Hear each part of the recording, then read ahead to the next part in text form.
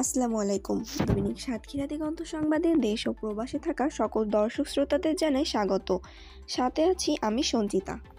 পটুয়াখালীতে সড়ক দুর্ঘটনায় গুরুতর আহত হয়েছেন সরকারি জনতা কলেজের বাংলা প্রভাষক মনিরুল ইসলাম মাসুদ। প্রতিবেদনে জান্নাতুল ফেরদাউস, পটুয়াখালী সদর উপজেলা। পটুয়াখালী সদর এয়ারপোর্ট সংলগ্ন রোডে মর্মান্তিক সড়ক দুর্ঘটনায় গুরুতর আহত হয়েছেন সরকারি জনতা কলেজের বাংলা প্রভাষক মনিরুল ইসলাম মাসুদ। মোটরসাইকেল ও টমটমের সংঘর্ষে আহত হয়েছেন বলে জানান ঘটনাস্থলে থাকা প্রত্যক্ষদর্শীরা। প্রাথমিক চিকিৎসা শেষে তাকে ঢাকায় নিয়ে যাওয়া হয়েছে।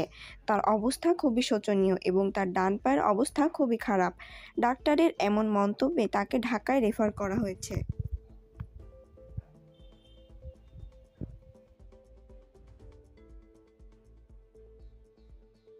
দেখছি যে লোকটা পড়ে আছে, টমটম আর হুন্ডা সামনাসামনি। টমটম আর হুন্ডা সামনাসামনি। সামনাসামনি রুগী কে টমটমের না হুন্ডার হুন্ডা রুগী, হুন্ডা রুগী, হুন্ডার ড্রাইভার? Honda Honda driver. রুগীর অবস্থা কি এখন? আশঙ্কাজনক। কোন কোন জায়গায় তার ব্যথা পাও, হয়েছে?